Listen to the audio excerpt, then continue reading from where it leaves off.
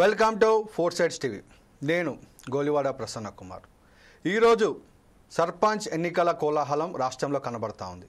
సర్పంచ్ కావాలనే కళ ప్రతి గ్రామంలో ప్రతి చిన్న నాయకుని కూడా అదొక కళ. గ్రామ ప్రథమ పౌరుడు అనిపించుకోవాలనేటువంటి ప్రతి ఒక్కరి ఆశ. ఈరోజు మన ప్యానలిస్టులు అందరూ కూడా సీనియర్ సర్పంచులు. ఒక్కొక్కరు 2 సార్లు 3 సార్లు 4 సార్లు 5 సార్లు సర్పంచులు అయినటువంటి సీనియర్ సర్పంచులు ఈరోజు మన డిబేట్లోకి వచ్చారు. వారిని అడిగి అసలు సర్పంచులు అంటే ఏంటిది, సర్పంచుల యొక్క విధి విధానాలు ఏంటిది, వాళ్ళ బాధ్యతలు ఏంటి, సర్పంచ్ కావాలంటే గ్రామాల్లో వారు చేయాల్సిన పనులు ఏ విధంగా ఉంటాయి, ప్రజల మన్ననలు ఏ విధంగా పొందాలి, అదేవిధంగా ఏదైతే ఎన్నికల లోపల ఏ విధంగా ఎన్నికల నియమావళి ఉంటుంది, ఇదంతా కూడా ఈరోజు మనం ఒక సర్పంచ్ పోటీ చేసినటువంటి యువకులకు కొత్త వారికి ఒక అవగాహన కోసము మనం ఈరోజు డిబేట్ ప్రారంభిద్దాం. ఈరోజు డిబేట్లో మనకు ముఖ్యంగా చూసుకుంటే మన డిబేట్లో బండారు రామ్మోహన్ గారు సీనియర్ సర్పంచ్ మాజీ సర్పంచ్ గారు, అదేవిధంగా సురివి యాదయ్య గౌడ్ గారు మాజీ సర్పంచ్, అదేవిధంగా సూర సమ్మయ్య గారు మాజీ సర్పంచ్, అదేవిధంగా చిట్టిరెడ్డి రాజిరెడ్డి గారు మాజీ సర్పంచ్, అందరూ కూడా ఈరోజు మన డిబేట్లో పాల్గొనడానికి వచ్చి అందరూ కూడా ఫోర్ సైడ్స్ టీవీ తరపున స్వాగతం సార్. ముందుగా మనం బండారు రామ్మోహన్ గారి దగ్గరికి వెళ్దాం. సార్, ఇప్పుడు మీరు అనేక మార్లు సర్పంచ్గా ఎన్నికయ్యారు. అప్పుడు మీరున్నప్పుడు సర్పంచ్గా ఏ విధంగా ఉండే, ఇప్పుడు సర్పంచ్ కావాలంటే ఏ విధంగా ఉంది, మీరు ఒకసారి మా వీక్షకులకి చెప్పండి సార్. ప్రసన్న, మీకు అట్లాగే ప్యానెల్లో ఉన్న మిత్రులకు తోటి సర్పంచ్లకు నా ఉద్దేశం ఏంటంటే, ఇప్పటి వరకు నేను ఎన్ని పదవులు చేసినా ఏ పదవి చేసినా సర్పంచ్గా ఉన్నంత స్వేచ్ఛ ఇంకేది ఉండదు. రాష్ట్రపతికి లేని అధికారం మనకు ఒకటి చెప్పవడం ఒకటి, అదొకటే కాదు డబ్బులుగా సమస్య. రెండోది, గ్రామానికి మనం ఏం చేయదలుచుకుంటామో ఆదర్శంగా ఆ గ్రామాన్ని తీర్చిదిద్దడానికి ఇదొక్కటి తప్ప ఇంకే పదవి కాదు. వార్డు మెంబర్ కూడా చేసిన మీరు సర్పంచ్ ఉంటాడు కదా. నాకు మా ఊరికి ప్రజ్ఞాపూర్ అనే గ్రామానికి నేను 2వ సర్పంచ్ని. మొత్తం పంచదార వ్యవస్థ 59 ఎప్పటికీ 88 దాకా ఒకటే సర్పంచ్. ఎప్పుడు ఎన్నిక జరిగిపోయినా ఒక్కడే ఉండేవాడు, మా ఊళ్ళో ద్వారా ఉండేవాడు. తర్వాత నేను ఎన్నికైనాక నేను ఏమంటున్నానంటే, పంచాయతీ మెంబర్ గా అంత ముందు 81 నుంచి 88 దాకా, కానీ పంచాయతీ మెంబర్ గా ఉంటే సర్పంచ్ అంటే మీద ఉంటాడు. మన వార్డుకి ఏం కావాలని అడుక్కోవడమే కదా. సర్పంచ్ గా అయితే మన ఊరికి ఏం కావాలని మనం చేయగలుగుతాం కదా. మండలాధ్యక్షుడుగా మండలాధ్యక్షుడు ఉన్నప్పుడు ఏమైతుంది, నాకు అన్ని ఊళ్ళు సమానం 20 పంచాయతీలు ఉండే నాకు గజ్వేల్లో. 20 పంచాయతీలు ఉంటే 20 పంచాయతీలు నేను సమాన న్యాయం చేయాలి. నా ఊరికి నేను తీసుకుంటాను నడవదు కదా, నా చేతిలో అధికారం ఉండి కూడా. ఇంకా ఎక్కడైనా సరే ఈ 2-3 ఇట్లా ఎమ్మెల్యే కూడా ఓడిపోయినా ఏదైనా సరే మొత్తం మీద ఏ పదవి చేసినా ఎన్నిసార్లు చేసినా సర్పంచ్ పదవి అనేది పెద్దది అంటున్నాడు. ఎందుకంటే అది ముఖ్యంగా మన గ్రామాభివృద్ధికి తోడ్పడేది. రెండోది, అన్నిటికంటే నాకు నచ్చిందంటే పంచాయతీలో పార్టీ లేవు. అప్పుడు లేవు, ఇప్పుడు లేవు. కానీ ఇప్పుడైనా ఏ దొడ్లో ఇన్నా నాదే దూడ అని అధికార పార్టీ లేకుంటే ఇతరత్ర ఏం చేస్తారంటే, మా యాదయ్య గౌడ్ గారు మా పార్టీ అంటాడు, రాజిరెడ్డి గారు మా పార్టీ అంటే ఇట్లా అనుకుంటుంటారు. అది వేరు. కానీ ఏదో పార్టీకి మనం ఓటేస్తాం, ఏదో పార్టీ సానుభూతి పరుడుగా ఉంటాం, ఉండొద్దని ఏం లేదు కదా. కనుక అది వేరు. కానీ నేనేమంటే, ఆనాడు సమితి మండలం మధ్య సంధి కాలంలో నేను వార్డు మెంబర్ గా తర్వాత సర్పంచ్ గా ఉన్నా కనుక సమితిలో ప్రసన్న చాలా మంచి అధికారులు. 29 శాఖలు మనకు సమితి ప్రెసిడెంట్ గా మాకు కాంతారావు గారు వచ్చినప్పుడు చూస్తే అప్పుడు 29 శాఖలు జవాబుదారిగా ఉండేవి. విద్య, ఆరోగ్యము, పోలీస్ వ్యవస్థ కూడా, సర్కిల్ ఇన్స్పెక్టర్ వచ్చి శాంతి భద్రతల విషయం కూడా మాకు సమితిలో వివరించేవాడు. అంటే అంత పెద్ద వ్యవస్థ. 47 శాఖలు అంటే విత్తనాలు, రైతుల వ్యవసాయ శాఖ, విత్తనాలు లారీల గురించి లోడ్ వచ్చేది. ఆనాడు ఎమ్మెల్యేలు సమితి ప్రెసిడెంట్ చెంగు పట్టుకొని తిరగాల్సిన వాడు. ఎమ్మెల్యేకి విలువే లేదు. ఎమ్మెల్యే ఉంటాడంటే చట్టసభలు అలా చూసుకుంటాడని చెప్పి అంతే తప్ప ఎమ్మెల్యే సమితి ప్రెసిడెంట్ వెంట తిరిగేవాడు. ఎప్పుడైతే అంటే వ్యవస్థ చెడిపోవడానికి కారణం చెప్పి నేను జస్ట్ ఒక 2 నిమిషాలు మాట్లాడతాను. ఎందుకైంది అంటే, ఇప్పుడు ఎందుకైనా సర్పంచం అంటే దాన్ని చెప్తా. ఎప్పుడైతే మనకు మండల వ్యవస్థ వచ్చిందో ఆనాడు సమితి పెద్దది, నియోజకవర్గం చిన్నది, ఎమ్మెల్యే నియోజకవర్గం చిన్నది. అంటే సమితి కంటే సమితిలో 6-7 మండలాలు ఉంటుండే, నియోజకవర్గం చిన్నగా ఉంటుండే. అప్పుడు ఎమ్మెల్యే తప్పనిసరి సమితి ప్రెసిడెంట్ ఎమ్మడి తిరగాల్సి వచ్చిండే. సమితి ప్రెసిడెంట్ కు మంచి ఆఫీసు, బ్లాక్ ఆఫీసులు మనకు 52లో మనకు బ్లాక్ డెవలప్మెంట్ ఆఫీసర్స్ వచ్చినాయి. BDO ఉండేవాడు, ఒక సమితి ఉండేది, మన బ్లాక్ డెవలప్మెంట్ ఆఫీసర్లు ఉండేవాడు. 59 తర్వాత ఒక ఆఫీస్ సెటప్ ఎమ్మెల్యేకి లేదు. ఆఫీసు, సిబ్బంది, ఒక రాచరికం, ఒక నిజంగా చెప్పండి ఆ సమితికి రాజు కదా. సర్పంచ్లు కూడా వీళ్ళు పరోక్షంగా ఎన్నుకున్నా ప్రత్యక్షంగా ఎన్నుకున్నా కూడా బాగుండేది. అప్పుడు ఏమైందంటే 49 శాఖలలో నేను చెప్పిన లాడ్ల కొద్ది విత్తనాలు ఇచ్చి మంది వ్యవసాయ శాఖ, విద్యాశాఖ, ఆరోగ్య శాఖ, శాంతి భద్రత ఇవి కాకుండా చాలా శాఖలు అనుబంధంగా ఉండేవి. మనకు పంచాయతీరాజ్ డిపార్ట్మెంట్ రోడ్లని మన చేతిలో ఉండేవి. ఆనాడు మట్టి రోడ్లని ఆనాడు మేము పోయించినాయి, ఇవాళ తార్ రోడ్లని 4 రోడ్లని ఆనాడు మేము పోయించినాయి. కనుక ఆ వ్యవస్థలో చాలా అధికారం ఉండేది. ఎప్పుడైతే మండల వ్యవస్థ వచ్చిందో చిన్నదైంది. మండల వ్యవస్థ రాగానే కమిటీ లెవెల్ కాకుండా మనకు ఎవరు ఎమ్మెల్యేలు పెత్తనం మొదలైంది. దానికి కూడా కారణం చెప్తారు. 1975 లో అంటే 75 కన్నా ముందు వెంగళరావు గారు మనకు ముఖ్యమంత్రి అయినప్పుడు 54 మంది సమితి ప్రెసిడెంట్లు ఎమ్మెల్యేలకు గెలిచారు.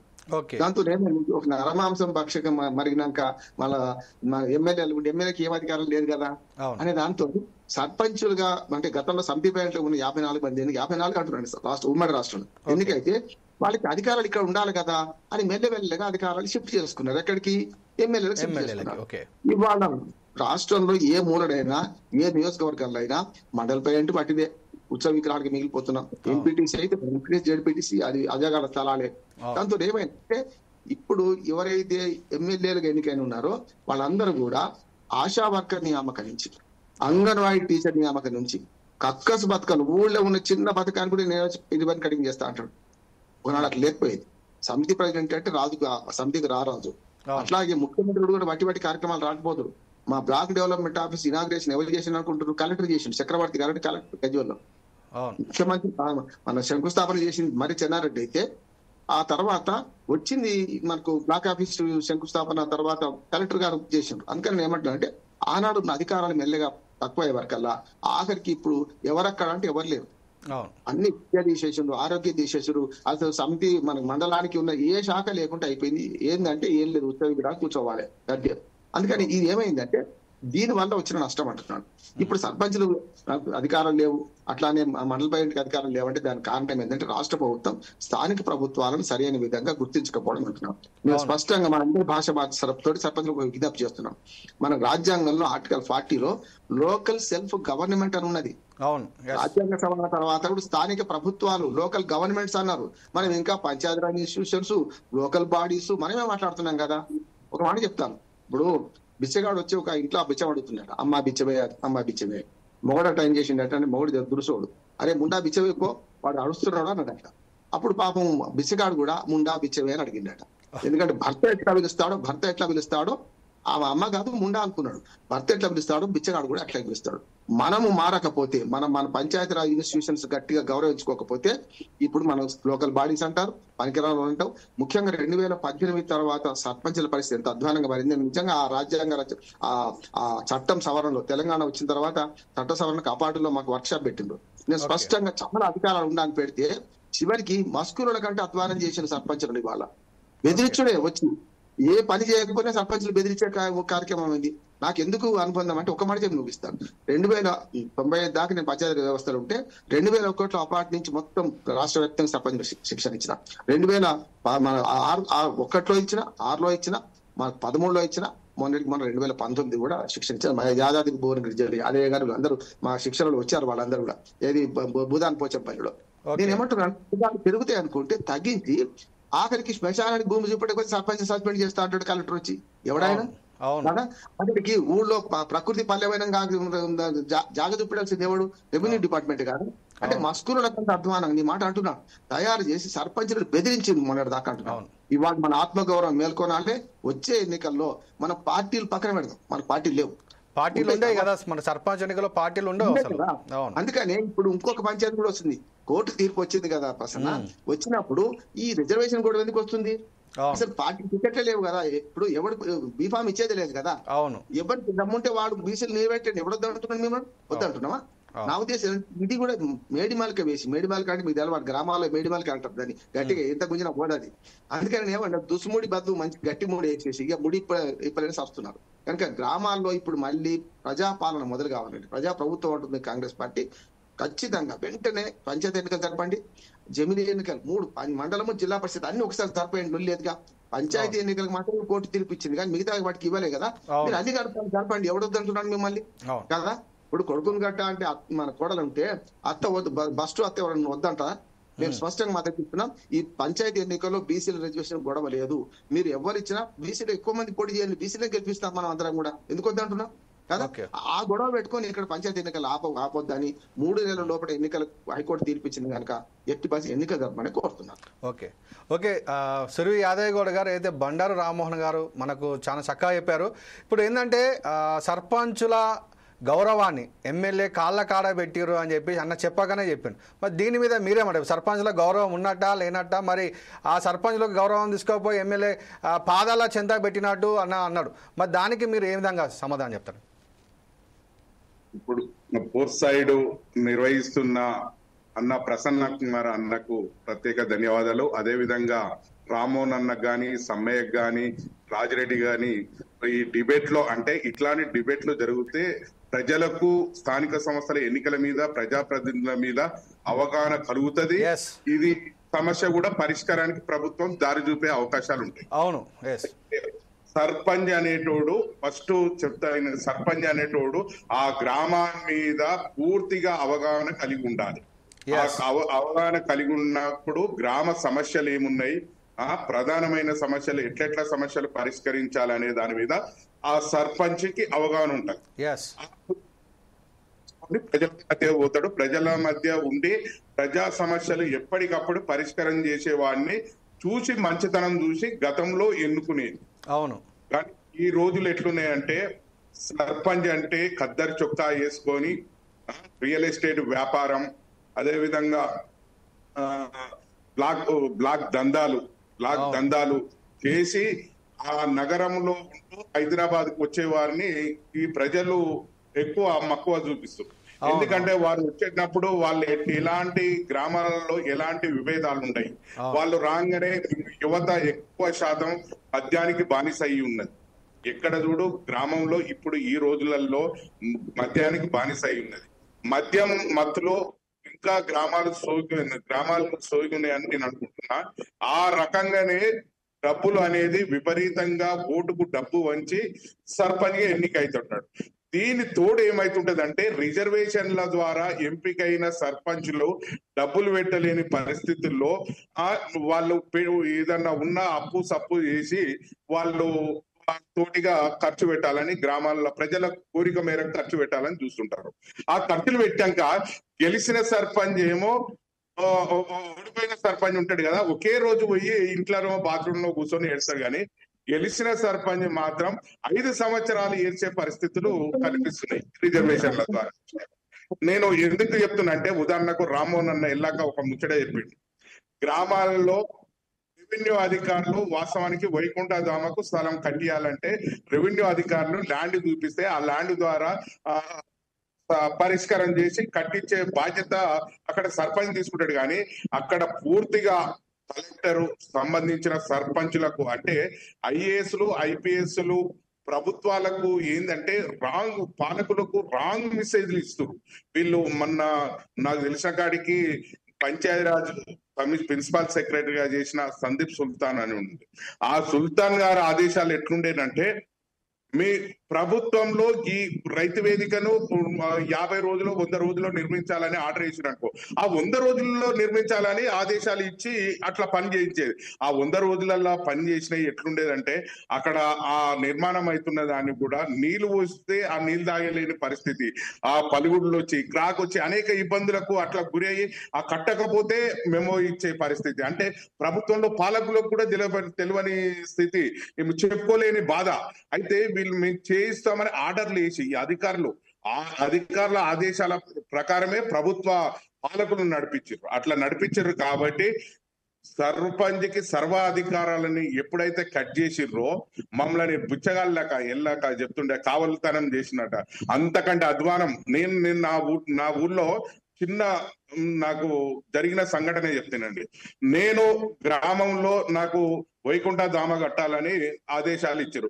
నేను వైకుంఠధామ కట్టాలన్న ఇచ్చినప్పుడు ల్యాండ్ ఏడు ఉంటది అంటే నేను చూపించే పరిస్థితి, పురంబోకు ఉంటుంది చూడు సార్ అది అని చెప్పి ఇట్లా తీసుకొని పోతే ఆ పురంబోకు యాదయ్య శ్మశాన వాటిక కడతాడని నన్నే ముందు చూపించేది. అధికారులు కూడా మమ్మల్ని ముందు చూపించి ఆ పంచాయతీ కూడా ఊళ్ళో ఉన్న వారితోని మేము పెట్టుకునే విధంగానే అధికారి చేయవలసిన పని అక్కడ సర్పంచ్ చేసేవారు కదా. సర్పంచ్ల మీద కూడా అక్కడక్కడ వ్యతిరేకత పెరిగింది, ఇబ్బందులు కలిగినాయి, అనేక ఆరోపణలు ఎదుర్కొన్నాం.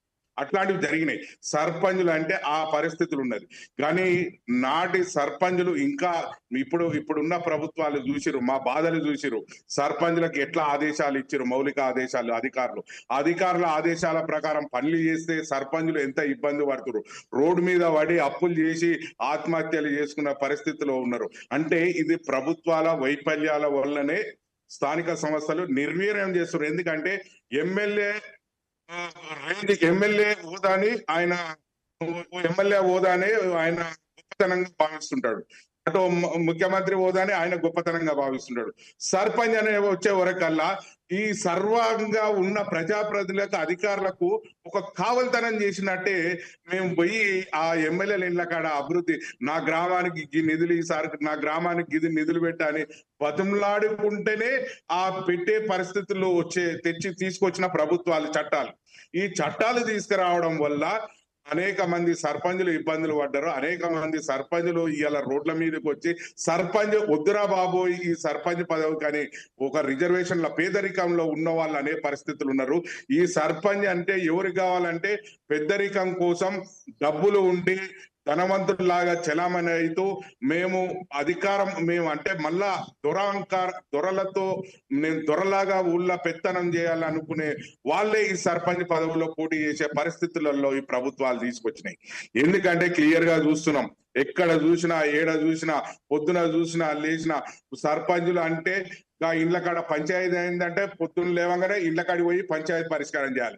భార్యాభర్తలు పంచాయతీ ఉంటే భార్యాభర్తల పంచాయతీ చేయాలి. ఇంకోటి నీళ్లు రాకున్నా సర్పంచ్ని అడుగుతుంటారు, లైట్ పోయినా సర్పంచ్ని అడుగుతుంటారు.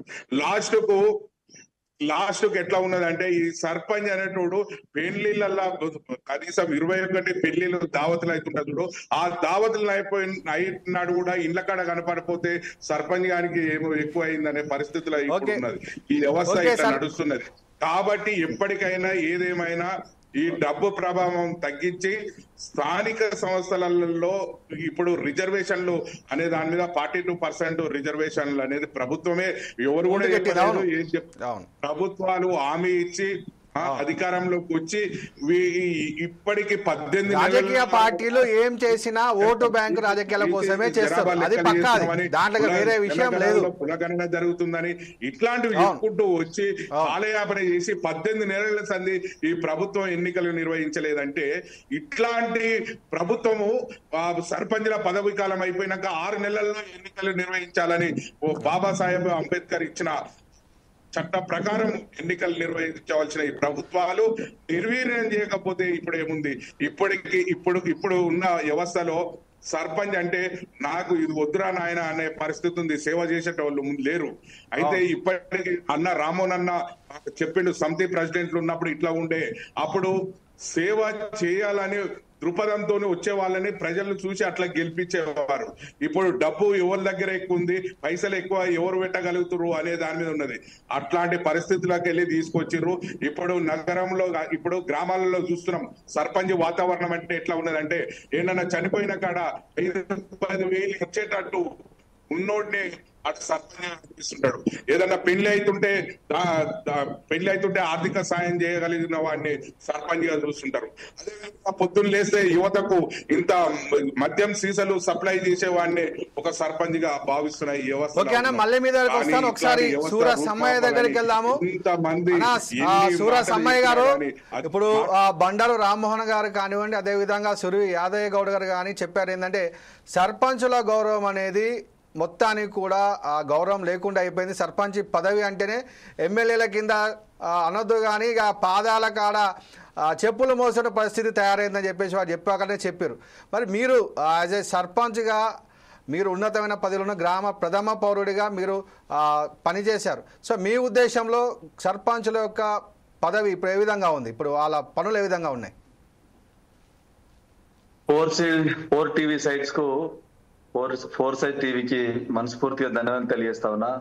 ఏ సమస్య పెట్టుకున్నా, ఎవరికి ఎక్కడ బాధ జరిగినా పబ్లిక్ కు నేరుగా ఎక్కడ నష్టం జరుగుతా ఉంది, ఏ విధంగా అయితే లాభం జరుగుతుందని చెప్పి అనునిత్యం పేద బడుగు బలహీన వర్గాల ప్రజల బాధల్ని భవిష్యత్తును చూపించే విధంగా 4 సైట్ టీవీ అనునిత్యం కార్యక్రమం చేస్తా ఉంది. దీనికి నన్ను ఆహ్వానించినందుకు మనస్ఫూర్తిగా ఫోర్సెస్ టీవీకి ధన్యవాదాలు తెలియజేస్తూ ఈ డిబేట్ లో పాల్గొన్న రామారావు గారికి, అదేవిధంగా యాదన్న గారికి, మా ప్రసన్న కుమార్ గారికి మనస్ఫూర్తిగా ధన్యవాదాలు తెలియజేస్తా ఉన్నా. Thank you. ఏదైతే ప్రసన్న గారు, నేను బీటెక్ ఇంజనీరింగ్ చదివి మా భార్య ద్వారా మొదటగా సర్పంచ్ గా మాకు అవకాశం రావడం, మాది చాలా పెద్ద గ్రామ పంచాయతీ ఉండే. సరే, బాధలు అనేది ఎంత చెప్పినా తక్కువనే. చాలా పెద్ద గ్రామ పంచాయతీ, 10,000 జనాభా ఉన్న మా కన్నాల గ్రామ పంచాయతీకి మా భార్య మొదటగా సర్పంచ్ అయింది. ఆమె ద్వారా ఆనాడు మేము పోయినప్పుడు అనేక సమస్యలు, రోడ్లు లేవు, డ్రైనేజీలు లేవు, లైట్లు లేవు, తాగడానికి నీళ్లు లేవు, ఎక్కడ మరుగుదొడ్లు లేవు, ఈ విధంగా అనేక సమస్యలతోని ఉన్న మా గ్రామాన్ని 2-3 సంవత్సరాలు అయిందండి. మా గ్రామాన్ని 2-3 సంవత్సరాలు అయింది. అన్నా సమ్మయ్య గారిని మాట్లాడివ్వండి. ఎవరైనా మిగతా వారు మాట్లాడితే మ్యూట్ చేసుకోండి. సమ్మయ్య గారు మాట్లాడుతూ ఉన్నారు. సమ్మన్న మీరు కంటిన్యూ అయ్యండి. ఒక విజన్తో ఏర్పాటు చేసుకొని ఆనాడు వాస్తవానికి నేను ఒకటి మా అన్నగా అందరికీ చెప్తా ఉన్నా, యాదన్న గాని రామారావు గారు గాని, కాంగ్రెస్ ప్రభుత్వం ఆనాడు 2013 ఉన్నప్పుడు మనందరం ఓపెన్ గా ఒప్పుకోవాలి. ఆనాడు ఏ పని చేసినా ఒక తీర్మానం చేసుకొని, అప్పుడు ఆనాడు గ్రామ బడ్జెట్ ఎంతుండే, మనం ఏ విధంగా వనరులని గ్రామ పంచాయతీ ఆదాయం పెంచుకోవాలని చెప్పని ఒక ప్లాన్ చేసుకొని, ఆ ప్లాన్ ప్రకారం 6 లక్షల రూపాయల ఆదాయం ఉంటే దాన్ని 26 లక్షల రూపాయల ఆదాయంగా పెంచుకొని, ఏది ఎమర్జెన్సీగా అవసరమో గ్రామానికి ఆ విధంగా ప్లాన్ చేసుకొని ఒక్కొక్క విడతగా 13 పల్లెలుండే. ఆ 13 పల్లెల్లో ప్రతి పల్లెలో పనిచేసి రోడ్లు గాని, డ్రైనేజీలు గాని, లైట్లు గాని, యువతకు ప్రోత్సహించడం గాని, మన బతుకమ్మ వచ్చినా ఈ విధంగా సొంత డబ్బులతోని అభివృద్ధి చేసుకోవడం జరిగింది. ఆ తర్వాత ఇప్పుడు మా అన్నలు చెప్పినట్టు ఎమ్మెల్యేల ఆధిపత్యం, ఏదైతే సర్పంచ్ పవర్లు కట్ చేసే విషయంలో గాని ఒక వంతు చాలా బాధాకరంగానే ఉంది. వాస్తవానికి సర్పంచ్ ఏదైతే ఊరి మీద కళలు గానీ నేను అభివృద్ధి చేస్తా అని ఒక విజన్ తో వచ్చిన సర్పంచ్, జర ఫైనాన్షియల్ ఉన్న సర్పంచ్లే గ్రామాలను నిలదొక్కుంటా ఉన్నారు. జర పేద సర్పంచులు గ్రామంలో అభివృద్ధి చేయాలని ఒక విజన్ తో వచ్చినప్పటికీ ఆ సమయానికి బడ్జెట్ రాక, సమయానికి బిల్లులు మంజూరు కాక పాపం చాలా మంది ఇబ్బందులు పడి చనిపోయిన సందర్భాన్ని కూడా మనం చూసినాం గతంలో.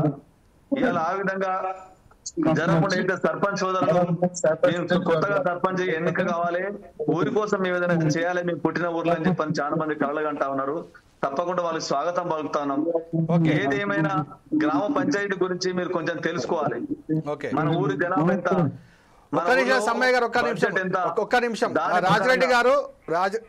రాజిరెడ్డి గారు ఒక్కసారి మీరు మ్యూట్ చేసుకోండి, చాలా డిస్టర్బెన్స్ అవుతా ఉంది. సమ్మయ్య గారు మాట్లాడు. నెక్స్ట్ చిట్టిరెడ్డి గారి దగ్గరికి వెళ్దాము. సమ్మన్న గారు మీరు స్టార్ట్ చేయండి, కంటిన్యూ చేయండి. ఆ విధంగా ఒక బడ్జెట్ ప్రణాళిక చేసుకొని చేయాలని చెప్పి నేను మా సర్పంచులు కోరుతా ఉన్నా. అధికారుల ప్రెజర్ వస్తా ఉంటది. ఇప్పటిదాకా యాదని చెప్పినట్టు శ్మశాన వాటికి కట్టాలి అర్జెంట్ గా. ఏ సర్పంచ్ కి టార్గెట్స్ ఇస్తా ఉంటారు.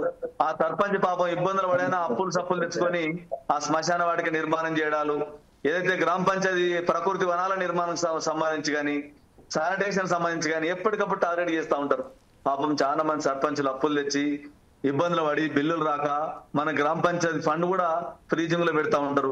ఇలా గ్రామానికి సంబంధించి MGNREGS గానీ, అదే విధంగా SFC గానీ, FFC గానీ, జనరల్ ఫండ్ గానీ, ఈ విధంగా GP ఫండ్స్ రూపేణ మనకు ఉంటా ఉంటాయి. వీటిని ఎంత బడ్జెట్ ఉన్నా కొంత గ్రామాలేమో మెయింటైన్ చేయగలుగుతాయి.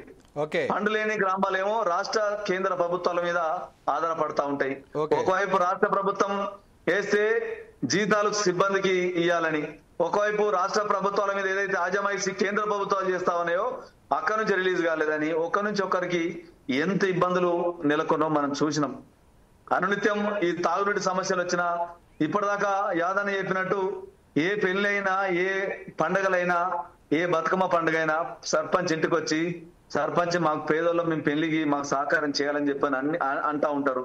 కానీ అక్కడ ఆ సర్పంచ్ ఫైనాన్షియల్ ఇబ్బంది ఉన్నప్పుడు ఏ సందర్భంలో కూడా ఆదుకోనప్పుడు ఆ సర్పంచ్ కి జర విలువ తక్కువనే మనకు కనిపిస్తా ఉంటది. ఒకవైపు అప్పులు చేసి గ్రామాన్ని అభివృద్ధి చేయాలి, ఒకవైపు గ్రామంలో పేరు కాపాడుకోవాలి, మరొక వైపు ఆనాడు ఎలక్షన్ లో పెట్టి గెలిచిన అప్పులు ఏ విధంగా తీర్చాలని ఒక్కొక్క సర్పంచ్ పాపం బాధపడ్డ వైనాన్ని ప్రతి సర్పంచ్ చూసిండు. ఏదేమైనా వచ్చే సర్పంచ్ సోదరులకు ఒకటే చెప్తా ఉన్నాం, ఒక విజన్ తో రండి, అభివృద్ధి ఏ విధంగా చేయాలనో ప్లాన్ చేసుకోండి. లక్షల అప్పులు పెట్టి ఇవాళ ఏదో గ్రామ పంచాయతీలో గెలవగానే సంపాదించుకుంటాం, మేము డబ్బుల కోసమని ఏవైతే కళ్ళలు కంటా ఉన్నారో ఆ కళలు మాత్రం సంపాదన కోసం అయితే గ్రామ పంచాయతీ సర్పంచ్ రాకండి. నేను Okay. ఒకటే రిక్వెస్ట్ చేస్తా ఉన్నా, Okay. విజన్ తో రండి, తప్పకుండా మీరు సక్సెస్ అవుతారు. ఇలా ఎమ్మెల్యే కావాలన్నా ప్రధానమంత్రి కావాలన్నా ఏ స్థాయికి పోయినా మొదటి మెట్టు సర్పంచే గనక Yes. ప్రతి సోదరుడు అది గుర్తు పెట్టుకొని ఇలా ఉన్న లీడర్లు కూడా ఏ స్థాయిలో సర్పంచ్ స్థాయి నుంచి వచ్చేసారు కనుక తప్పకుండా ఒక ప్లాన్ తో రావాలని వాళ్ళందరికీ వెల్కమ్ చెప్తా ఉన్నా. ఓకే, చిట్టిరెడ్డి రాజిరెడ్డి గారు ఒకసారి మీ కార్ని పక్క కాపండి సార్, ఒకసారి మీ కార్ని ఆపండి. రాజిరెడ్డి గారు వినపడుతుందండి? రాజిరెడ్డి గారు, చిట్టిరెడ్డి రాజిరెడ్డి గారు వినపడుతుందా? రాజిరెడ్డి గారు వినపడుతుందా అండి మీకు? చిట్టిరెడ్డి రాజిరెడ్డి గారు కార్ దిగినట్టుంటూ ఓకే ఓకే. బండారు రామ్మోహన్ గారు ఏదైతే ఇంతకుముందు సూరజ్ అమ్మాయి గారు చెప్పినట్టు సర్పంచ్లో ఎన్నికల్లో పోటీ చేసేవాళ్ళు లక్షల రూపాయలు ఖర్చు పెట్టుకొని అప్పుల పాలయ్యి ఇబ్బందుల పాలు కావద్దు అంటున్నారు. దీని మీద మరి మీరేమంటారు? కొత్తగా వచ్చే సర్పంచ్లకు యాజ్ ఎ సీనియర్ సర్పంచ్గా మీరు ఇచ్చే సలహా ఏంటి? నా ఉద్దేశం ఏంటంటే ఇప్పుడు కొత్తగా వచ్చే సర్పంచ్లో 3 రకాల వాళ్ళు ఉన్నారు. ఎస్, ఇప్పుడు అమ్మాయి గారు బాగా చదువుకుని నేను 2 ఎమ్మెల్యేలు LLB నా వృత్తి నాకున్నది. యాదయ్య గారికి మంచి రియల్ ఎస్టేట్ బ్రహ్మాండంగా వారి వృత్తి వారు చేసుకుంటున్నారు. ఇది వృత్తిగా భావించకండి, దయచేసి వృత్తిగా భావించకండి. ఓకే, ఏం చేస్తున్నావు? నేను ఒక ఊరికి పోయినా పెళ్లిలా, ఏం చేస్తున్నావు బాబు అంటే వార్డు మెంబర్ సార్ అన్నాడు. వార్డు మెంబర్ వృత్తి కాదయా, నువ్వు ఏం చేస్తున్నావు? ఎన్నిసార్లు చెప్పినా నేను సర్పంచ్ను, నేను వార్డు మెంబర్ అని చెప్పుకుంటారు కానీ నేను పని చేస్తా, పలానా దగ్గర జీతం ఉన్నా చెప్పడానికి నష్టం ఏంటంటున్నా. చాలా మంది మనం ఇంకొక విధంగా చూస్తున్నాం ప్రసన్న, ఇప్పుడు కూలి చేసుకుంటారు సర్పంచ్లు అంటున్నారు. నా పని నేను అడ్వకేట్ గా నేను నా పని చేసుకున్నప్పుడు కూలి చేస్తే తప్ప ఎందుకు అయిద్దాను? నేను తప్పు కాదు కదా. సర్పంచ్ ఎలాంటి కూలి చేసుకోవద్దంటే మొత్తం ఊరి మీద పోసుకొని తినాలి, ఇక పండాలి, అంతేనా? అందుకని యాదయ్య గారు ఆవేదన నాకు కూడా ఉంది. ఇప్పుడు ఊళ్ళో ఉంటున్నాను నేను, గతంలో 10-12 ఏళ్ళు హైదరాబాద్ ఉంది, ఇప్పుడు ఊళ్ళో 10 ఏళ్ళ ఉండి బట్టి ఎవడన్నా చచ్చిపోతే నేను పోవడానికి చంపుతున్నా. ఎందుకంటే బయట వ్యక్తులు వచ్చి కోట్ల రూపాయలు ఖర్చు పెట్టి రియల్ ఎస్టేట్ వ్యాపారం చేసి బాగా సంపాదించుకొని యువకులకు తాగుడు అలవాటు చేసిండ్రు అంటున్నా. ఏం లేదు, వచ్చిన పలానా దూరం అంతే, వచ్చినప్పుడు జిందాబాద్లు కొట్టాలి, ఎంబడి ఉండాలి, దానికోసం తాగిపియాలి, తినిపియాలి, అంతే వాళ్ళకి ఎంబడి. రెండోది ఏంటంటే ఎందుకు భయపడుతున్నా అంటే, ఇప్పుడు వాళ్ళకి పైసలు ఇస్తే తప్పు కాదు, కానీ అది రాత్రికి దినాల దాకా ఉండే రాత్రి తాగి పంటారు. నేను స్పష్టంగా చెప్తున్నా, నేను కంపెనీ చెప్పరు, మీరు భయపడతారు. రాత్రి తాగి పంటారు. తాగడానికి ఎందుకు? నేను ఒక మా జీతగాని భార్య అనిపోతే పోయినా, నేను పోతే అంత డబ్బులు ఇచ్చిపోయి నేను ఇయ్యాలి. ఇవ్వకపోయినాక లాస్ట్ దినాల ముందు వచ్చాడు, సారీగో అందరు ఇచ్చిపోయింది కానీ అన్ని అది చుట్టాలు పక్కల అందరు రాత్రి రాగిండ్రు, ఇప్పుడు దినాలకు వ్యవస్థ బియ్యండి అన్నాడు. ఇప్పుడు ఇస్తే బిడ్డ అన్నా నేను. ఎందుకంటే ఈ చావు నాడు కూడా ఈ మన ఇప్పుడు మనకు ఏమంటారు, చావు కూడా పెళ్లి లాంటి బ్రదర్ అని శ్రీశ్రీ గారు రాసింది. ఇవాళ ఎందుకు పడుతున్నా అంటే, ఇవాళ ఈ డబ్బులు అలవాటు చేసినాక ఖచ్చితంగా ఇప్పుడు మనకి ఉన్నోడు ఇస్తాడు అనుకోండి, లేనివాడి సంగతి ఏంటి? ఇవాళ 50% లేడీస్ వాళ్ళ భర్తల మీద ఆధారపడడం, అట్లాగే దళితులు పేదలు ఎన్నికవుతున్నారు. వీళ్ళందరూ సర్పంచ్లు నెగలానంటే ఊళ్ళే ప్రజలు విలువిస్తలేరు, నాయకులు విలువిస్తలేరు. దానికి కారణం డబ్బు ప్రమేయం మొత్తం పెరిగింది. దయచేసి ఇప్పుడు ఎన్నికే సర్పంచ్లు నేను కూడా అనుకున్నా, ఒకటి డబ్బులు మీరు ఎవరు వంచకండి. ఫస్ట్ టైం మీరు ఎవరో ఒకరు గెలుస్తారు. 4 పోటీ చేస్తే 4 డబ్బులు వంచకపోతే ఎవరో ఒకరు గెలిపిస్తారా? 4 గెలుస్తారా? సక్సెస్ స్టోరీస్ 100 ఉన్నాయి. ఒకసారి చిన్న కావరం ఊళ్ళో మేము ఏం చేసినామంటే, ప్రజలను చాలా లక్షల కోట్లు అడగా. ఆంధ్రాలో ఎట్లుంటది, మన పశ్చిమ గోదావరి రాజులు ఇష్టం ఉన్నట్టు ఖర్చు పెడతారు. నేను ఏమన్నా అంటే ఇది సాధ్యం కాదు సార్ అన్నాడు. నేను ఒకటి రకటకి చెప్పేస్తా. ఏమన్నానంటే ఒక షరతు పెట్టినా, మీరు 4 నిలబడుతుంటారా, ఎవరు రూపాయి వంచకండి, ఏమైతే చూద్దాం. నిజంగా ఏమైందంటే చాలా సినిమాటిక్ గానే ఎలక్షన్ కి ఎవరు రాని ఓటింగ్ కు 12 గంటల 2 దాకా. అప్పుడు ఏం చేయాలి సార్ అన్న, నేను ఆ ఊళ్ళో ఉంటానికి వీల్లేదు కానీ 4 రోజులు కనుక నేను ఆకివీడులో ఉన్నా, చోటలో కూర్చోండి. వాళ్ళు ఏమడిగారు, ఎట్లా చేయాలి సార్ అంటే, ఒకటే అన్నా, మీరు ఎవరు 4 అయితే ఓట్లు ఉన్నాయి కదా, 4 కుటుంబాలు ఉన్నాయి కదా, మీరు వేసుకోపోండి ఓట్లు. ఎన్ని ఓట్లు పడితే సర్పంచ్ గెలవడం ఏం లేదు కదా, మీరు చేసుకోపోండి. తీరా అది ఉపయోగమిక అయితే ఎంపీటీసీ అది తీసుకోమంటే కదిలి ఎన్నికలలో ఓటు మొదలుపెట్టిండ్రు. ఇక పైసలు ఇయ్యారని ఆశపడితే మొత్తం రాత్రి 8 దాకా పోలింగ్ అయింది. ఎందుకైంది? ఒకసారి ఆశ వచ్చినాక ప్రజలు ఓటు వేస్తారు. మొదలు అనిపిస్తుంది మనకు, డబ్బులు వాళ్ళు చచ్చిందానికి వచ్చిందే కట్టమనుకుంటారు, వీళ్ళు 4 వస్తున్నారు, మా మీద సంపాదించుకుంటారు, ఇప్పుడు ఇచ్చిందే లెక్క అనుకుంటారు. వాళ్ళు కూడా తప్పు కాదు, ప్రజలు తప్పు కాదు. ఇక్కడ ప్రజలను అవమానించవద్దు. ప్రజలకు మనం అలవాటు చేసిందే మనం 4 మంది కదా, ఎందుకైతుంది? ఇప్పుడు 10,000 మంది కర్ణాల పంచాయతీలు అందరు దొంగలేనా? కాదు కదా. మనము ఎట్లా వాళ్ళు చేస్తే అట్లా అవుతారు ప్రజలు. మనం ఏంటంటే 4 నిలబడండి. ఈసారి కొత్తగా వచ్చే రేపు ఎన్నికల్లో స్పష్టంగా చెప్తున్నా, మీరు డబ్బులు వంచకండి, మద్యం వంచకండి, గెలిచి చూడక అందరూ కట్టు మీద ఉండండి. ఎవ్వరు మంచమాయ మేమానండి, ఎట్లా గెలవరో చూస్తాను. నేను వస్తా మీ ఊరికి వస్తాను. ఇప్పుడు నేను ఖాళీగా ఉన్నా వస్తా మీ ఊరికి వస్తాను. ఇందుకు ఏమంటున్నా అంటే, వచ్చే సర్పంచ్లకు 3 సూచనలు చేస్తాను. నెంబర్ 1, ఇది ప్రజాసేవ కోసం వచ్చిన తప్ప దోచుకోవడానికి రాలేదు. దోచుకుంటే కూడా ఏం మిగిలేదు. పంచాయతీ అంతే, ఇప్పుడు ఏం ఆదాయం లేదు, ఏముంది అసలు దోసుకొని కూడా ఏం లేదు అక్కడ. అంటే నేను చెప్తాను, గతంలో మాకు ₹2 లోకల్ ఫండ్ ఉండే, అంటే మనకు స్థానిక ప్రభుత్వాలకు వచ్చే ₹2, అంటే 3,000 జనాభా ఉంటే 6,000 వచ్చేది సంవత్సరం. 6,000 ఇప్పుడు నేను ప్రభుత్వాన్ని డిమాండ్ చేస్తున్నా, గ్రామ పంచాయతీ నుంచి మొదలు పెడితే జిల్లా పరిషత్ వరకు బలోపేతం చేయండి. అయ్యే మీరేమో కేంద్ర ప్రభుత్వం కొట్లాడతారు, 50% నిధులు కావాలి, 41 ఇస్తుంది, 42% ఇస్తుంది కేంద్ర ప్రభుత్వం అంటుంది కదా. మరి మీరు పంచాయతీకి ఏమి ఇస్తున్నారు, జిల్లా పరిషత్కి ఏమి ఇస్తున్నారు, చూసుకోవాలి కదా. మనం అందరూ ఐక్యమయ్యి, నేను ఎన్నిసార్లు మీరు మీటింగ్ పెట్టిన వస్తా, రాష్ట్ర ప్రభుత్వం తాను మొత్తం ఆదాయంలో కనీసం 1/3 అంటున్నాం, 50% కూడా 1/3 ఖచ్చితంగా మన గ్రామ పంచాయతీ కేటాయించాలి. ఎట్లా లీగల్ గా కేటాయించాలి. నేను అన్ని రాష్ట్రాలు తిన్నా, కేరళలో 50% నిధులు ఇస్తున్నారు. అది కాదండి, ఇప్పుడు మన బడ్జెట్ లోపల 2 లక్షల కోట్లకు పైగా బడ్జెట్ పెడతారు రామ్మోహన్ అన్న గారు. ఇప్పుడు ఇది వట్టి మాటలు మాట్లాడుతుంటే లేవు ఉండదు ప్రసన్న. నేను అంటున్నా అంటే డిమాండ్ గా మనం చెయ్యాలి. మన పంచాయతీ అనుకుంటే వీళ్ళు ఎప్పటికి గెలవడం. ఇంతకుముందు మన సమయ గారు చెప్పారు, మంచి చెప్పారు. అంటే చాలా కింది స్థాయి జగన్ వెంకటరావు ఇక్కడి నుంచి వచ్చింది, వార్డు మెంబరు, తర్వాత సర్పంచ్, తర్వాత సమితి ప్రెసిడెంట్, తర్వాత ఎమ్మెల్యే, తర్వాత ముఖ్యమంత్రి కదా.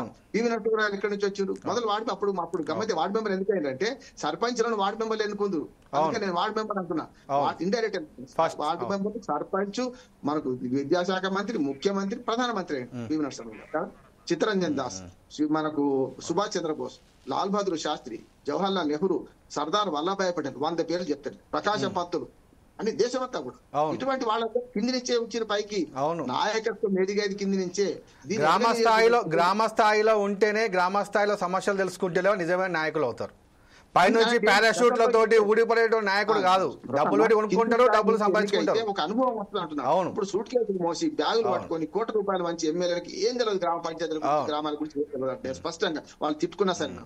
అందుకని నేనేమంటున్నా అంటే వచ్చే ఎన్నికల్లో ఒక 3 పాటిద్దాం. ఫస్ట్ మనము సంఘటితం అవుదాం అందరం. దయచేసి నా ఉద్దేశం ఏంటంటే ప్రజలు దొంగలను చిత్రీకరించకండి. ప్రజలు తీసుకునేది మీరు తీసుకుంటుంది. అందుకని మద్యం బంచం, సారా బంచం, మీరు ఏ ఊళ్ళో ప్రచారం చేయమని నేను వస్తా, ఖచ్చితంగా ఎందుకు గెలవో చూస్తా. కానీ నలుగురు ఒకటే కట్టు మీద ఉండాలి. ఇప్పుడు ఒక మాట ఏమైందంటే దళితులు, పేదలు కూడా భూములు అమ్ముకొని ఈ ప్రెస్టేజ్ కోసం ఏది సర్పంచ్ నిలబడి గెలిచినోడు యాదగిరి మంచి ఉదాహరణ చెప్పిండు. మేము ఎప్పుడు కోర్టుకు చెప్తాను, నేను కోర్టులో గెలిచినోడేమో ఇంటికి పోయి ఏడుస్తాడు, ఓడినోడికి కోర్టు ముందు నేను ఏడుస్తాడు. ఇప్పుడు అంటే ఓడినోడేమో ఆ పోలింగ్ ఫలితాలకు దగ్గర ఏడుస్తాడు, పీక్తాడు. కానీ 5 ఏళ్ళు బాగా ఏడ్చుకుంటూ కూర్చోవాలి కదా. అది కాకుండా ఉంటే అనవసర ఖర్చులు పెట్టకండి. ఎవరు గెలిచినా ఒక్కరమే గెలుస్తాం అనే దానికి మీరు కట్టుబడి ఎందుకు గెలవడం చూస్తా ఉంటారు. తిట్టుకుంటారు మొదలు, మాకు ఏం వస్తలేదు. ఏకగ్రీవ సర్పంచ్ కూడా ఒక మాట ప్రసన్న ఏడ్చుకుంటూ పోయిన వాళ్ళు.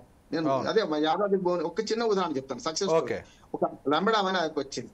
సారు ఏమయ్య సారు మా అర్ధెకరం భూమి అప్పుడు అమ్మినా, నడుము అర్ధెకరం అమ్మినా, ఇప్పుడు ఎకరం అమ్మంటారు సార్ అని. ఎందుకంట అంటే మొదల ఏకగ్రీవంగా ఎన్నిక సర్పంచ్ కావాలట అంటే అందరికి దావత్ ఇవ్వమన్నారట. అందరికి ఊకుండా పెట్టడానికి 10 లక్షలు ఖర్చు అయ్యాయి. ఊకుండా పెట్టినాక దావతులకు 10 లక్షలు ఖర్చు అయ్యాయి. చూడండి అప్పుడు మంచి రేట్లు, ఇప్పటి రేట్లు తక్కువ లేవు. 2018 ఎన్నికల సర్పంచ్, 19 ఎన్నికల సర్పంచ్ సంగతి చెప్తున్నా.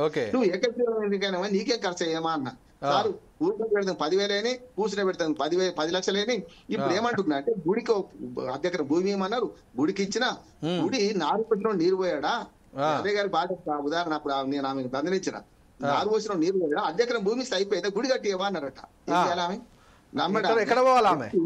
అంటే నేను ఒక ఉదాహరణ చెప్తున్నా అంటే చాలా మంది ఎస్సీ, ఎస్టీ, బీసీ, మైనార్టీలు చాలా మంది ఎన్నికైనరు. వీళ్ళందరూ కూడా అంటే మన ఓసీల రేట్లో పటియాలు బాగున్నారు అంటలేదు నేను, వాళ్ళు కూడా పేదవాళ్ళు ఉన్నారు ఎన్నికైన వాళ్ళు. కానీ వీళ్ళు ఏంటంటే ఫాల్స్ ప్రెస్టేజ్ పోయి డబ్బులు ఖర్చు పెట్టుకొని తర్వాత తిండేమో సంపాదించుకుంటాం. మీ గ్రామ పంచాయతీ ఆదాయం ఎంత నమ్మా అన్న. ఏమన్నా సారు అంత కలిపితే 3 లక్షలు ఉంటే ఎక్కువ అన్నది. మరి 3 లక్షల రూపాయలు మొత్తం దోసుకుంటే కూడా నీ 30, 40, 50 లక్షలు ఖర్చు పెట్టి వస్తుందామా, ఇక్కడ భూమి వస్తుందా, రావు సార్. ఎందుకు పొడి చేసినావు నువ్వు అంటే ఏదో అందరూ అన్నారు కూర్చొని నిలబెట్టి పొడి చేసిన అయిపోయింది. 5 ఏళ్ల తర్వాత ఆమె అయిపోయింది కదా. ఇంకోటి కూడా 2 సార్లు రిజర్వేషన్ కూడా కేసీఆర్ గారు మంచి పని చేసిన, పార్టీలకు సంబంధం లేదు. 2వ సారి రిజర్వేషన్ కంటిన్యూ చేస్తా ఉంటారు. ఇప్పుడు మళ్ళీ మొదటికే వచ్చింది అంటున్నారు. పోయినాయి కొత్త పంచాయతీలు, కొత్త మండలాలు వచ్చినాయి, మళ్ళీ రిజర్వేషన్. నేను ఇప్పటికీ ప్రభుత్వం విజ్ఞప్తి చేస్తున్నా, 2వ సారి రిజర్వేషన్ కొనసాగించండి. దళితులు, పేదలు ఎన్నికైనాక వాళ్ళకి అనుభవం వచ్చే వరకు పదవి పోతుంది. గ్రామ పంచాయతీ ఏంది, కథ ఏంది, లక్ష్యం తెలుసుకునే లోక వచ్చేసరి పదవి పోతుంది. మళ్ళీ మొదటికే వస్తుంది. మొదటి రోజు మళ్ళీ మొదటి నుంచి ఓనమాలు నేర్చుకోవాలి కదా. అందుకని పంచాయతీలకు నిధులు 50% నిధులు కావాలి. 50-50 బిస్కెట్ డబ్బా కాదు, 50-50 నిధులు కావాలి. రాష్ట్ర ప్రభుత్వం డిమాండ్ చేద్దాం. మీరు ఎక్కడికి రంటే పంచాయతీ రాజ్ మీద మంచి అవగాహన చెప్తున్నా.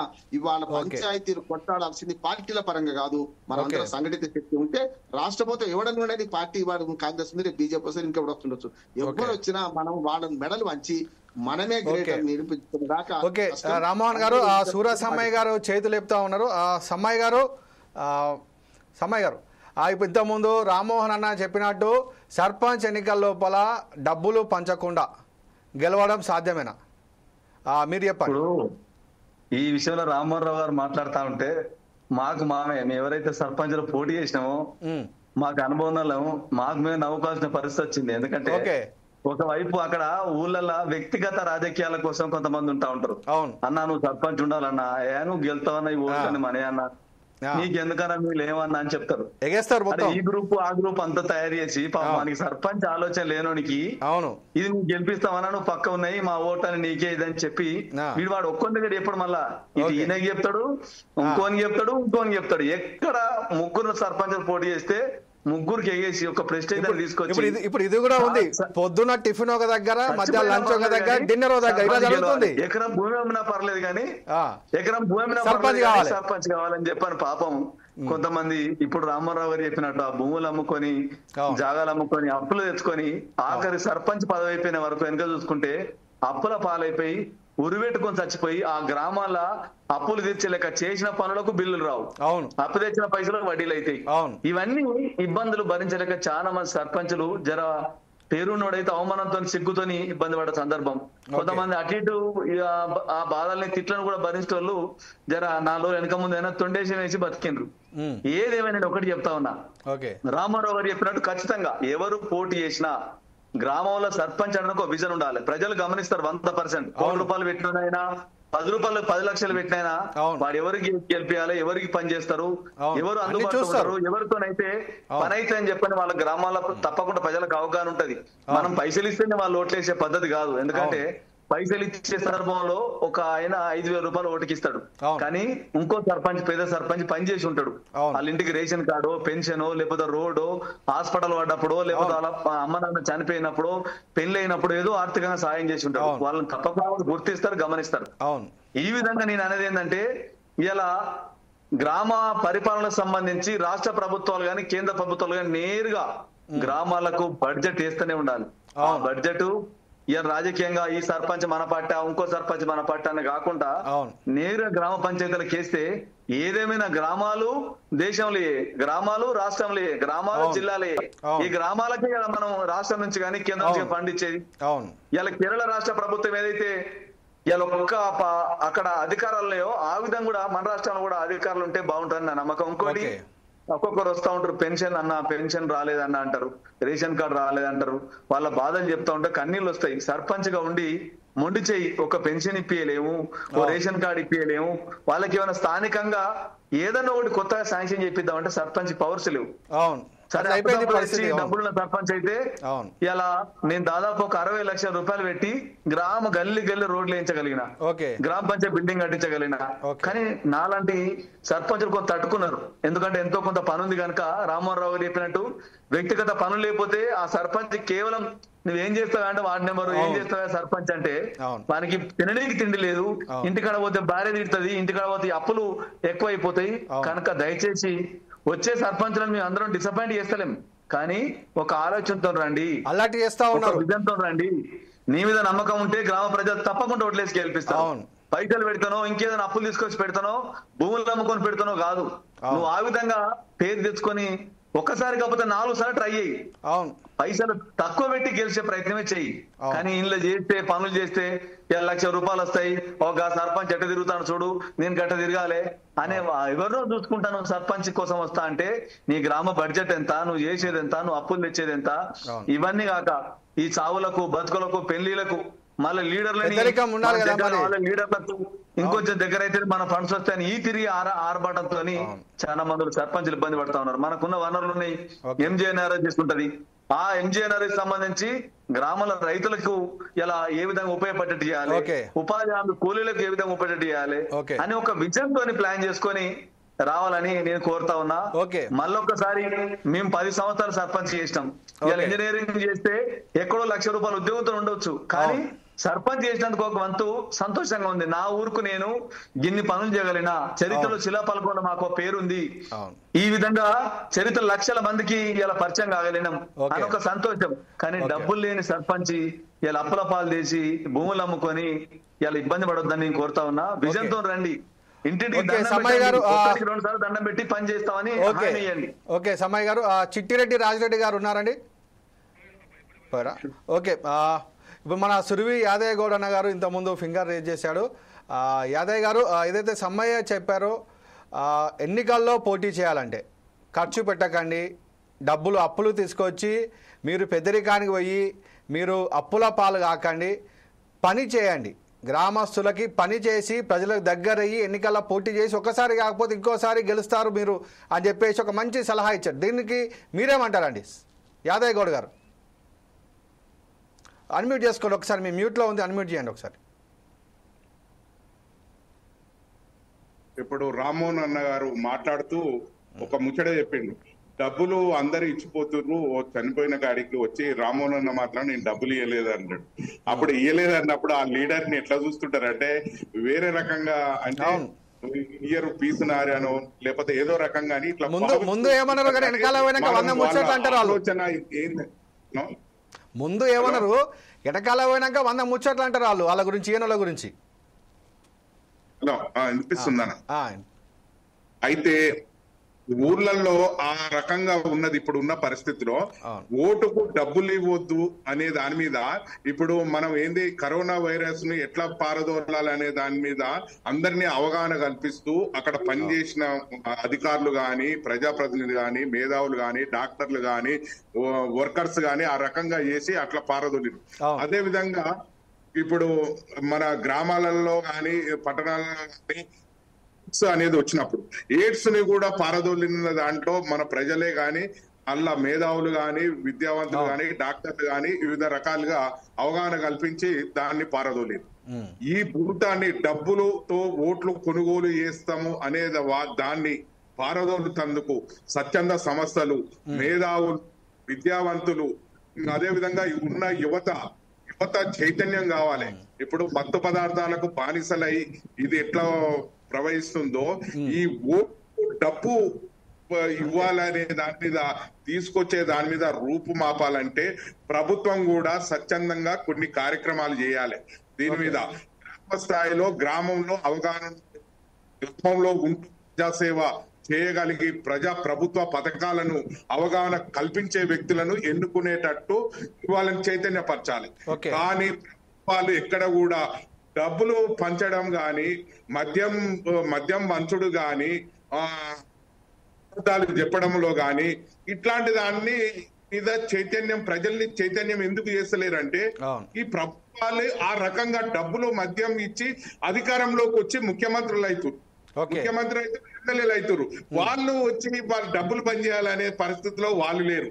కాబట్టి ఇది ఏంటంటే మేధావులు ఇప్పటికైనా సమాజం మీద సేవా దృక్పథం కలిగిన వ్యక్తులు దీని మీద పూర్తిగా యువకులని చైతన్యం చేసి ఈ డబ్బులు గ్రామీణ ప్రాంతాల్లో ఈ ఓట్ల ద్వారా మద్యం గాని, డబ్బులు గాని పంచకుండా అరికట్టినప్పుడే నిజమైన పరిపాలన గ్రామాలకు అందుతాయి.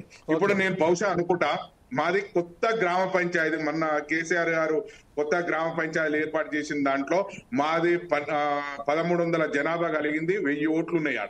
ఆ 1000 గ్రామంలో మాకు సర్పంచ్ గా పోవాలంటే 3-4 కిలోమీటర్లు ఉండేది గ్రామ పంచాయతీ. ఆ గ్రామ పంచాయతీ కింద 12 గూడాలు ఉన్నాయి. ఆ 12 గూడాలలో మేము పోయి మా వాదన, మా గ్రామానికి ఇది కావాలి, ప్రభుత్వ పథకాలు కావాలి అంటే అందరి పరిస్థితిలో ఉండే. తెలంగాణ రాష్ట్రం వచ్చినాక స్వయం పరిపాలన చేసుకునే అవకాశము కలిగింది. ఆ అవకాశంలో కూడా నేను ఫస్ట్ మొదటి సర్పంచ్ అయినా మా విలేజ్ కి. మా విలేజ్ కూడా నేను డబ్బులు ఖర్చు పెట్టలేదని ఒక నా మీద ఆరోపణలు ఉంటది. అదే విధంగా నిన్ను డబ్బులు ఖర్చు పెట్టకుండా మేము గెలిపించుకున్నామని గ్రామ ప్రజలు అంటారు. కానీ ఆ స్థాయి నుంచి వెళ్ళి దాటిపోయింది మా ఊరు. ఇప్పుడు పోటీవాడ మా గ్రామంలో దాదాపు నేను ₹1,00,00,000 సీసీ రోడ్లు వేసినాం, ఓ గ్రామ పంచాయతీ భవనం కట్టినాము, పల్లె ప్రకృతి వనం వచ్చింది, అట్లా చూసుకుంటూ పోతే వాటర్ ప్లాంట్లు కట్టినాం. ఈ రకంగా సీసీ కెమెరాలు ఇట్లా పెట్టి డెవలప్ చేసుకున్నాం. ఈ ఆలోచన మీద అంటే మాలో నుంచి కసి మీద వచ్చే అభివృద్ధి పనులు చేసుకున్నాం. ఆ డెవలప్ అట్లాంటి యువత ముందుకు రావాలి. ఇప్పుడు నేను మా గ్రామంలో కూడా గాని గ్రామ పంచాయతీలలో ఉన్న ప్రజలకు గాని ఒకటే చెప్తున్నా, గ్రామంలో ఉంటూ గ్రామ సేవ చేసే వ్యక్తులకు మీరు సర్పంచ్ గా అవకాశం ఇవ్వండి. ఎందుకంటే వాళ్ళు స్వచ్ఛందంగా సేవ చేసేందుకు ముందుకు వచ్చే వారికి అవకాశాలు ఇవ్వండి. అదే విధంగా మీరు రియల్ ఎస్టేట్ వ్యాపారులను హైదరాబాద్ నగరంలో ఉన్న మేము వచ్చి చుట్టం చూపుగా వచ్చి గ్రామాలలో చూసి ఆ మద్యం లిక్కర్లు హోటల్లో మద్యం యువకులకు దాపించే వాళ్ళకి ఏ మాత్రం కూడా ఈ సర్పంచ్ గా అవకాశం ఇవ్వద్దని గ్రామ ప్రజలకు కానీ అక్కడ అందరికి మీ మీడియా ద్వారా తెలియజేస్తున్నా. అదే విధంగా ఇప్పటికీ సర్పంచ్ అనేటోడు సర్వాధికారాలు ఉంటాయి కాబట్టి సర్వాధికారాలలో బొమ్ము చేయకుండా మేము సర్పంచ్ అంటే మేము నిజాయితీగా పనిచేయగలుగుతాం. మేము గ్రామంలో మౌలిక సదుపాయాలు గాని పేద ప్రజలకు పథకాలు అందించే దాంట్లో గాని నేను కృషి చేస్తా అనే వ్యక్తులని మనం సర్పంచ్లుగా గ్రామ ప్రజలు ఎన్నుకోవాలని మీడియా ద్వారా కోరుతున్నా. ఈ అవకాశం ఇట్లాంటి డిబేట్లు పెట్టడం కూడా చాలా సంతోషం. ఎందుకంటే గ్రామీణ ప్రాంతాన్ని ఒక మేలు కొలిపి ఈ ఎన్నికల టైంలో కూడా మీ డిబేట్ నిర్వహించినందుకు కూడా ప్రత్యేక ధన్యవాదాలు అన్న. థ్యాంక్ యూ అండి. బండారు రామ్మోహన్ గారు, బండారు రామ్మోహన్ గారు, ఒక చిన్న క్వశ్చన్ ఏంటంటే, ఇప్పుడు తెలంగాణ రాష్ట్రం లోపల 12,000 పైచీలకు గ్రామ పంచాయతీలు ఉన్నాయి. సో తెలంగాణ బడ్జెట్ వచ్చి 2 లక్షల కోట్లకు పైనే బడ్జెట్ పెడతా ఉన్నారు. మరి అటువంటి అప్పుడు సగానికి 3 లక్షల కోట్లు అంటే సగానికి పైగా ఉన్నటువంటి విస్తీర్ణంలో సగానికి పైగా ఉన్న గ్రామ పంచాయతీలకు పంచాయతీకి ఒక 5 కోట్లు ఇవ్వచ్చు కదా. ఇప్పుడు 3 లక్షల కోట్లు అన్నప్పుడు 30% గ్రామాలకు ఇస్తే ఎంత అద్భుతంగా అభివృద్ధి అవుతాయి. ఇప్పుడు సర్పంచులు అప్పులు చేసి నాకు చాలా మంది చెప్తారు ఏంటంటే, ఆ భార్యల తాలిబొట్లు తాకట్టు పెట్టి అప్పులు తీసుకొచ్చి పనులు చేసి ఆ వడ్డీలు కట్టలేక ఇంటికి పోలేక, ఇంటికి పోతే పిల్లమేమో నాకు బంగారం ఏదని చెప్పి అడుగుతుంది, బయటికి పోతేనేమో పెద్దరికము చేయాలి, అందరికీ కనీసం ఛాయ్ తాగి ఒక్కసారి బయటకు పోతే సర్పంచ్కి కనీసం ₹1000 ఖర్చు వస్తుంది. గ్రామంలో తిరిగి వస్తే అట్లా అంటే ఉన్న ఎంబడున్న వాళ్ళకి కలిసి ఛాయ్ తాగిపించినా ₹1000 ఖర్చు. మరి అంతా ఎలా తీస్తారు? సర్పంచ్లకి కొత్తగా ఇప్పుడు ఎన్నికలు రాబోతున్నాయి కాబట్టి వారికి కంక్లూడ్గా మీరు ఇచ్చే మెసేజ్ ఏంటి ఎన్నికల్లో పోటీ చేసే వారికి? మనకు అవుట్ ఆఫ్ ది బాక్స్ ఆలోచన చేస్తాం. చాలా మంది ఏమనుకుంటున్నారు అంటే డబ్బులు ఖర్చు పెట్టడం గెలవు. నిజంగా చెప్పిన సబ్కాస్ ఉన్న అప్నా కన్నా ఇంతకుముందు సమయ గారు చెప్పారు, డబ్బులు ఇచ్చినాడు గెలవాలని ఏం లేదు. ఒక చిన్న ఉదాహరణ, నిజామాబాద్ జిల్లాలో ఇద్దరు మన డి శ్రీనివాస్ గారు అట్లాగే ఎండ లక్ష్మీనారాయణ గారు పోటీ చేశారు. డి శ్రీనివాస్ గారు అయితే చిన్న 1 గ్రామ్ గోల్డ్ పంచిండు, అది డైరెక్ట్ పట్టుకున్నారు. డైరెక్ట్ చెప్తున్నాను, చేసిన ఎండ లక్ష్మీనారాయణ ఏం పంచలేదు, కానీ ఆయన గెలిచిండు కదా. డబ్బులు పంచిన వాడు గెలుస్తారు అనుకుంటే మరి ఆయన ఓడిపోవాలి, ఈయన గెలవాలి కదా. ఇవాళ సర్పంచ్లలో కూడా మండలాధ్యక్షులు ఎవరైనా సరే డబ్బులు ప్రమేయం కాదు, డబ్బులు అందరు ఇస్తున్నారు, తీసుకుంటున్నారు. గతంలో పెళ్ళా మొగలు ఉంటే ఇద్దరు డబ్బులు ఇస్తే పెళ్ళా మొగదికి మొగ దిగిస్తుండే. ఇప్పుడు అట్లా కాదు, ఎవరు నలుగురు ఇస్తుండ్రు, నలుగురు తీసుకుని ఉన్నాయి 2 ఓట్లు, ఏం చేయాలి వీళ్ళు? కనుక ఎవరు మంచి వాళ్ళు చూపిస్తున్నారు, ఈ ఫస్ట్ గమనించాలి. రెండోది ఏంటంటే, డబ్బులు పంచకుండా నలుగురు కట్టుబాటు చేసుకోమంటున్నాను. నేను 4 లక్షల మందిని మార్చమంటలేదు. నేను మనం నలుగురు పోటీ చేసిన వాళ్ళం అందరం అదే ఉందాం, ఏం కాదు, ఏమైతుంది? ఎవరు మంచమంటే ఎవరైతే అడగరు కదా, లేదు బయట మనమే వేసుకుందాం, 50 ఓట్లు వేస్తే 50 ఓట్లు ఎవరు వేస్తే వాళ్ళు గెలుస్తుంటారు. కానీ మన స్వార్థం కోసమే 1 ఓటు ఎక్కువ వేస్తే చాలని మనం గెలిపించుకుంటున్నాం, మనం గెలుస్తున్నాం. ఇది బెస్త పెద్దరికం చెప్పుల మోత. నేను స్పష్టంగా చెప్తున్నా, ఈ సర్పంచ్ గిరి ఎట్లా ఉంటే ఇవాళ బెస్త పెద్దరికం చెప్పుల మోత తయారైంది. దీన్ని మార్చాలని మనమే మార్చాలి, ఇంకెవరు మార్చడు. నేను ఎక్కడో మంది కావాలి. ఇప్పుడు పిల్లి మేడ కట్టే వాళ్ళు కట్టాలి, 50 గారు అంటారు, నిజమే కదా. వాళ్ళు పంచుతున్నప్పుడు ఎట్లా? ఎంపీటీసీ. ఇంకోటి ఏంటంటే, పార్టీల ప్రమేయం ఎప్పుడు వచ్చిందో స్థానిక ప్రభుత్వం నాశనం అయిపోయింది. సర్పంచ్లు ఇప్పుడు లేదు. ఎంపీటీసీకి పార్టీ టికెట్ కోసం మన పార్టీలు దగ్గరికి పోయి పడికాపులు గాయనే, జడ్పీటీసీకి పడికాపులు గాయనే. గతంలో సమితి పైన దాకా జిల్లా పరిషత్ చైర్మన్ కూడా ఇవి లేవు కదా. నేను ఇంకోటి చెప్తున్నా, మండలాలకు జిల్లాకు ప్రత్యక్ష ఎన్నికలు కావాలి. ఇప్పుడు సర్పంచ్ అందుకే నేను గర్వంగా సర్పంచ్లకు ప్రత్యక్ష ఎన్నికలు డైరెక్ట్, ఎవరి మోతాదు లేదు, మా ఉంటూ ఉంటాడు, వాటి మెంబర్ పోతే పోతాడు. కానీ మండల అధ్యక్షుడు చాలా ఉన్నాయి కదా, అధికారాలు లేవు, నిధులు లేవు. అట్లాగే డైరెక్ట్ గా సర్పంచ్ మన మండలాధ్యక్షులకు జిల్లా పరిషత్ గతంలో ఎన్టీ రామారావు గారు మంచి పని చేసిండు. నేను స్పష్టంగా చెప్తున్నా. సమితిలో తీసేసిన మండలాలు అయినాక 3 స్థాయిలో ఎన్నికలు పెడితే చాలా మంది జడ్పీ చైర్మన్లు ఆనాడు సర్పంచ్ గెలవడం కూడా జడ్పీ చైర్మన్ గెలిచిండు. డైరెక్ట్ ఎలక్షన్స్ కదా గెలిచిండు. ఇప్పుడు నేనేమంటున్నా అంటే 3 డిమాండ్. ఒకటేమో గ్రామ పంచాయతీలకు కానీ పంచాయతీరాజ్ వ్యవస్థ 3 అంచెల విధానానికి 50% నిధులు ఇవ్వాలి. రెండోది అన్ని స్థాయిలో మన ప్రత్యక్ష ఎన్నికలు జరపాలి. లేకపోతే 4 ఏళ్ళు ఇప్పుడు ఎప్పుడు అవిశ్వాస తీర్మానం 4 ఏళ్ల దాకా ఎవరు చూస్తాడు? ఒక సంవత్సరానికి అవిశ్వాస తీర్మానం పెట్టి ఎవరు గెలవాడు? మున్సిపాలిటీతో అన్ని స్థాయిలో పంచాయతీరాజ్ వ్యవస్థలో కానీ మున్సిపాలిటీలో కానీ ప్రత్యక్ష ఎన్నికలు ప్రవేశపెట్టాలి. అట్లానే నిధులు 50% ఇవ్వాలి. సర్పంచులు కానీ ఎవరైనా సరే సరైన గౌరవం ఇవ్వాలి. దానికి రాజ్యాంగంలో చట్టంలో ఏముందో అదే అమలు చేయమని కోరుతున్నా. అధికారులు మనకు భయపడాల్సిన అవసరం లేదు. మేము మీ తరఫున ఉంటా. అవసరమైతే కేసులు వేద్దామంటున్నా. నష్టమే లేదు. ఎందుకంటే ఇప్పుడు రెండోది నా రిక్వెస్ట్ ఏంటంటే రేపు వచ్చే ఎన్నికలలో యువకుడు సమ్మయ్య గారు ఉన్నారు. మనకు నవయువకుడు అది పెద్ద దొడ్డు కనిపిస్తున్నాడు. కానీ యాదయ్య గారు కూడా యువకుడు ఒక రకంగా చెప్పాలంటే. కానీ అందరూ అందుకని నేను 67 ఏళ్ళు ఇప్పుడు నాకు చూస్తున్నాను. నేనేమంటున్నానంటే పంచాయతీలను బాగుపరుచుకుందాం. పంచాయతీ రాజ్ ఎజెండా నేను ఇస్తాను. మన మేనిఫెస్టో ప్రజల మేనిఫెస్టో తయారు చేసుకుందాం. ఎవడైతే దీన్ని పాటిస్తారో వాడిని గెలిపియమంటాం. మన ఊళ్ళో సమస్యలు ఉంటాయి కదా, ఆ సమస్యలతో రణం. నేను మీ పంచాయతీకి వచ్చి నేను పాఠాలు చెప్పండి చెప్తా. ప్రజలను ఎడ్యుకేట్ చేస్తాం. మీతో నేనున్నా అంటే పాఠం నేను చెప్తే ఉంటే కాదు. బయటకి ఏముంది? మనకి ఇంటి చెట్టు పెరటి చెట్టు మందుకు పనికి రాదు అంటారు కదా. బయట వాడు వస్తే మొన్నోసారి నుంచి వచ్చి ఇంత అంటూ ఉంటారు కదా. నేను ఏమంటాను అంటే మీరుకన్నా గొప్ప అని అంటలేదు నేను. కానీ బయట వాడు చెప్తే వినడానికి సిద్ధంగా ఉంటారు మనం చెప్పిన దానికంటే. నా ఊళ్ళో అంతే కదా. నాది మున్సిపాలిటీ అయింది. లేకపోతే నా ఊళ్ళోనే పాఠాలు చెప్తుంది. మాది పెద్ద మున్సిపాలిటీ అయింది. గజ్వేల్ ప్రజ్ఞాపూర్ మున్సిపాలిటీ 2 కలిపి అయింది. నా ఊళ్ళో బస్సు కట్టించుకున్నా. నా ఊళ్ళో 4 స్కూల్ కట్టించుకున్నా. నా హయాంలో కలిగిన శిలాపాలకం చూస్తే ఇప్పుడు నేను గొప్ప చెప్పుకోవడం కాదు. వచ్చి చూడండి, కలిసి నడుద్దామని కార్యక్రమం పెట్టినాం. ఊళ్ళోళ్ళందరూ ప్రజలు కలిసి నడుద్దామంటే రాకుండా ఉండరు. మనము సంకల్పం ఉండాలి. సంకల్పం మనం ఉంటే సాధించాలి అనేది ఏమీ లేదు.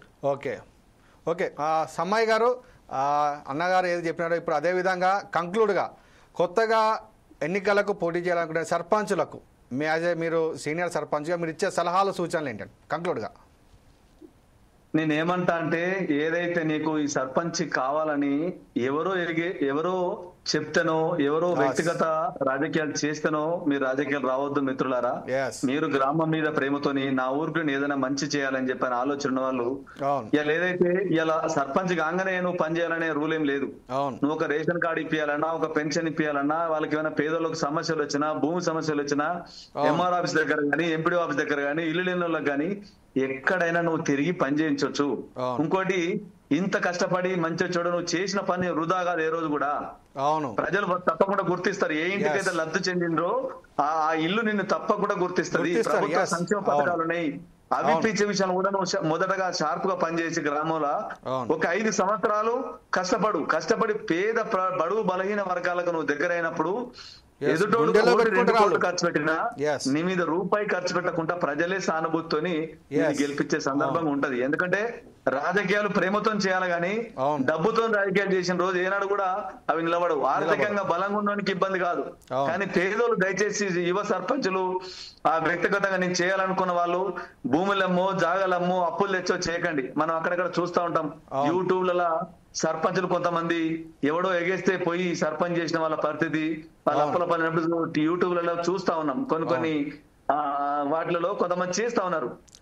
దాంట్లో అవి మనం చూసి కొంత అర్థం చేసుకోవాలి. లైవ్ అది ఎవరైతే గొప్పలుగా పోయి చేసినరో నష్టపోయిన సందర్భాన్ని ఆ యూట్యూబ్లలో చూపిస్తా ఉన్నారు. అదే ఉదాహరణ. నష్టం తర్వాత నువ్వు ఆ యూట్యూబ్ చూసి బాధపడ్డా కానీ నువ్వు జీవితంలో కోలుకునే పరిస్థితి ఉండదు. ఇవాళ సర్పంచ్ గా అయినావు, అక్కడ ఉప సర్పంచ్ అని పెడతాండ్రు, ఉప సర్పంచ్ చెక్ పవర్ అని పెడతాండ్రు, వార్డు నెంబర్లు ఉంటారు, వార్డు నెంబర్లు మేనేజ్ చేయాలా, ఉప సర్పంచ్లు మేనేజ్ చేయాలా, ఈ ప్రభుత్వ పథకాల్ని ప్రజలకు తీసుకుపోవాలా, నువ్వు పని చేయాలా, డబ్బులు రావు, ఇబ్బందుల పాలైనప్పుడు ఎవరు కూడా ఆదుకోరు.